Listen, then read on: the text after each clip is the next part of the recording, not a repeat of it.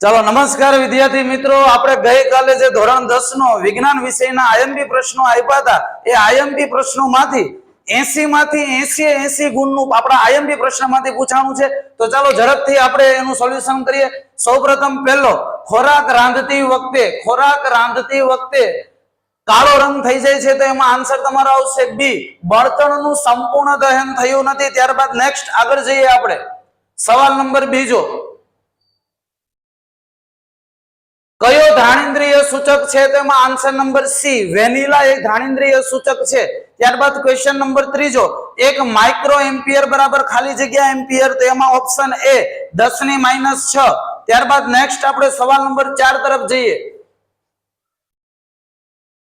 ફેફસામાં ફેફસુ એ કોની સાથે સંકળાયેલું છે? ફેફસુ, તો કે ફેફસુ એ શ્વસનની સાથે સંકળાયેલું છે। ત્યારબાદ નેક્સ્ટ આગળ જઈએ સવાલ નંબર 5 નંબરના સવાલમાં મોટી ઉંમરની વ્યક્તિ છે, મોટી ઉંમરની વ્યક્તિને દૂધિયા રંગનું અને વાદળછાયું પડ જમી જાય છે, તો આ બીમારીને કહેવામાં આવે છે મોતિયો। ત્યારબાદ નેક્સ્ટ આગળ, અરીસાની સામે ગમે ત્યાં ઊભા રહો છતાં પણ તમારું પ્રતિબિંબ ચત્તું મળે છે, તો યાદ રાખજો મોટા ભાગના વિદ્યાર્થી મિત્રો અહીંયા માત્ર સમતલ લખીને આવ્યા હશે, પણ આમાં એક ટ્વિસ્ટ છે, સમતલની સાથે અથવા બહિર્ગોળ પણ આ એનો ફાઇનલ આન્સર।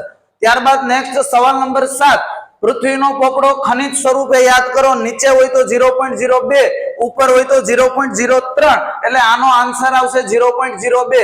ત્યારબાદ સવાલ નંબર 8, અને ગુજરાતના દરેક વિદ્યાર્થીઓને મૂંઝવતો આ સવાલ, પણ આપણી પાસે ભણેલા વિદ્યાર્થીઓ આનો જવાબ સરળતાથી આપી શકે। સવાલ નંબર 8, વિદ્યુત સ્થિતિમાનના તફાવતનો એસઆઈ એકમ।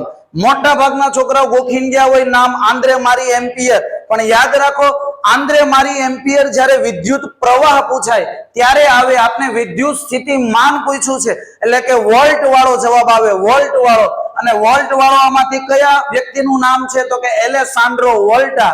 ત્યારબાદ નેક્સ્ટ આગળ સવાલ નંબર 9 તરફ આપણે જઈએ। સવાલ નંબર 9 એમાં અજારક ની અંદર તમને સ્નાયુ લખ્યું, પહેલા જ કીધું તું સ્નાયુ આવે એટલે જારક અજારક વિચારવાનું નહીં, સ્નાયુ બોલે તો લેક્ટિક એસિડ। ત્યારબાદ કયું એવું પ્રાણી છે કે ઘડીક છોકરો થઈ જાય ઘડીક છોકરી થઈ જાય, પોતાનું લિંગ અચાનક બદલી નાખે, એવું પ્રાણી કોણ હતું? તો કે સ્નેલ।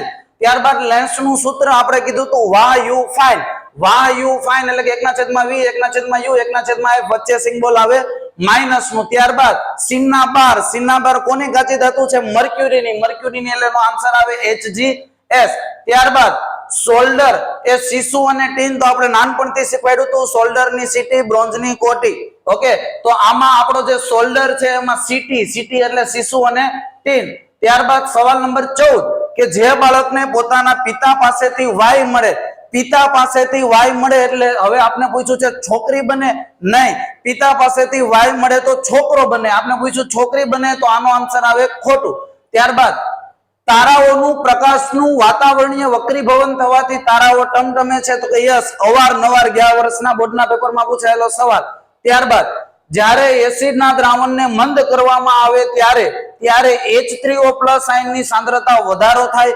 નહીં, સાંદ્રતા ઘટાડો થાય, આને આપણે કહેતા હતા મંદન। ત્યારબાદ નેક્સ્ટ આગળ જઈએ। સવાલ નંબર 17 નંબરના સવાલમાં કયો અંતઃસ્ત્રાવ આયોડિન માટે જરૂરી છે? તો યાદ કરો મોટી ઉંમરની વ્યક્તિની ગરદન ફૂલી જાય, ગોઈટર નામની બીમારી થાય, તો એ વ્યક્તિને આપણે કયો અંતઃસ્ત્રાવ આપવો જોઈએ? તેનો આન્સર આવે થાઇરોક્સિન।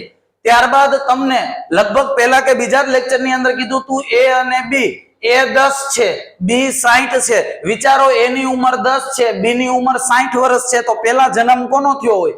60 વર્ષના વ્યક્તિનો જન્મ પહેલા થયો હોય, એટલે એમાં આન્સર આવે B। ત્યારબાદ શ્વેત પ્રકાશનું વિભાજનમાં કયો રંગ સૌથી ઓછો વળે? વાકો કોણ ઓછો વળે? તો કે જે દૂર સુધી દેખાતો હોય એ ઓછો વાકો વળે, તો દૂર સુધી કોણ દેખાય છે? લાલ, એનો મતલબ કે લાલ ઓછો વાકો વળે। ત્યારબાદ 20 નંબર, વિદ્યુત પ્રવાહની વ્યાખ્યા। તો વિદ્યુત પ્રવાહની વ્યાખ્યા શું થાય વિદ્યાર્થી મિત્રો? વાહકના કોઈ આડછેદમાંથી એકમ સમયમાં પસાર થતા વિદ્યુત ભારના જથ્થાને શું કહેવામાં આવે?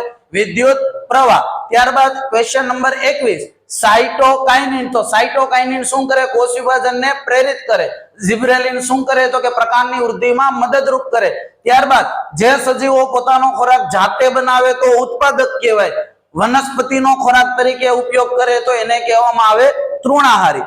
ત્યારબાદ નેક્સ્ટ આપણે આગળ જઈએ 2 ગુણના સવાલ અને 2 ગુણના સવાલની અંદર ગઈકાલે આપણે જે આઈએમપી આપ્યું હતું એમાંથી 100% એક પણ બારનો પ્રશ્ન નથી.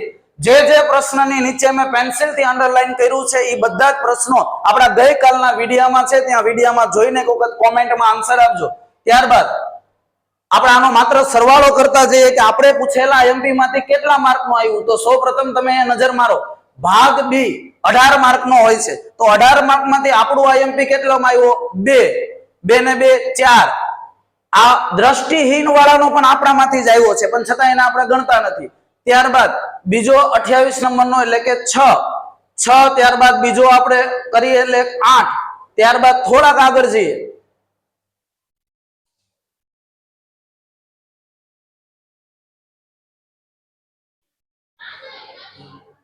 ચાલો 8 માર્ક સુધીનું યાદ રાખજો. 8 માર્ક થી પાછા થોડા આગળ જઈએ, પાછો પેન્સિલ થી અંડરલાઈન 8 ને 2 10. ત્યારબાદ પાછો પેન્સિલ થી અંડરલાઈન 10 ને 2 12. ફરીથી પાછો પેન્સિલ થી અંડરલાઈન 12 ને 2 14. 14 ને ફરી પાછો પેન્સિલ થી અંડરલાઈન 14 ને 2 16. 16 માર્ક નું આપણે પૂછેલા આઈએમપી ની અંદરથી પ્રશ્ન આવ્યો છે. ત્યારબાદ ફરીથી આપણે આગળ જઈએ, એક વખત ફરીથી ટેલી કરી લઈએ. 2 4 6 7 8 9 10 11 12 13 14 15 ને 16 આ ગણવામાં આવ્યો. એટલે 18 માર્ક માંથી 16 માર્ક નું આપણું અંદર આપણા ગઈકાલના આઈએમપી પ્રશ્નમાંથી આવી ગયું છે. ત્યારબાદ નેક્સ્ટ આગળ જઈએ, ફરીથી 3 માર્ક નું વિભાગ સી. વિભાગ સી ની અંદર આપણે ફરીથી થોડુંક આગળ જઈએ. વિભાગ સી કેટલા માર્ક નો હોય છે? તો કે ગુજરાત સરકાર 18 માર્ક નો વિભાગ સી આપે છે. એમાંથી આપણે કાઉન્ટ કરીએ 3. 3 ને 2 3 ને બીજા 3 6. 6 ને 3 9. 9 ને બીજા 3 10 11 ને 12. હજી થોડાક આગળ જઈએ, 12. 12 ને 3 15. 15 ને 3 18. 18 ને 3 21. 21 ને 3 24.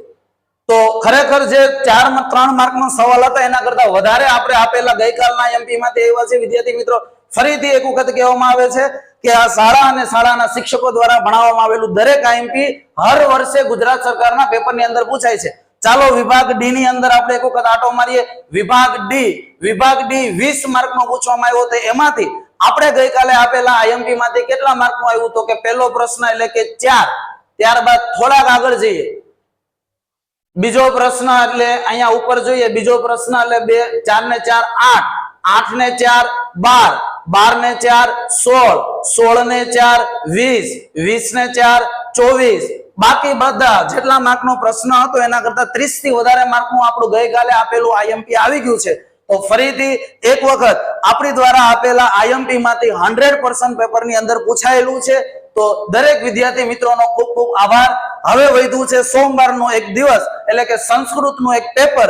આ સંસ્કૃતના પેપરની અંદર જો 80 માંથી 80 તમે પ્રાપ્ત કરી લ્યો તો એવી અહીંયાથી આ માતૃભૂમિ શાળા પરિવાર દ્વારા આ દરેક વિદ્યાર્થી મિત્રોને હાર્દિક શુભકામના આપવામાં આવે છે. પણ એના પહેલા ગઈકાલે જ્યારે આપણે વિડીયો બનાવ્યો એ વિડીયોની અંદર આપણી સાથે જે શિક્ષકો મિત્રો હતા એ શિક્ષક મિત્રો અહીંયા ઘણી વાત આપણે શેર કરવા માંગે છે. તો ઘડી તમે અમારી સાથે જોડાઈ લ્યો. આવો સાહેબ. સાહેબ કોંગ્રેચ્યુલેશન પહેલા તો તમને ખૂબ ખૂબ આભાર. જ્યારે આવતીકાલે લેક્ચર ચાલુ હતો ત્યારે મેં વચ્ચે આવીને કીધેલું કે છોકરાને હજી કોઈ તૈયારી બાકી હોય 2 દિવસમાં તો સાહેબને એના અનુભવથી જ આઈએમપી બનાવ્યા છે. દર વર્ષે આવતા જ હોય છે અને સાહેબ 100% વિદ્યાર્થીઓને ફાયદો થયો. સાહેબ 100% ગઈકાલે આપણે એવું કીધું હતું કે વિદ્યાર્થીના મમ્મી એના પપ્પા બધાએ નાચશે, પણ આજે કહું વિદ્યાર્થી એના મમ્મી એના પપ્પા એના દાદા એના દાદી બધાએ આજે નાચશે.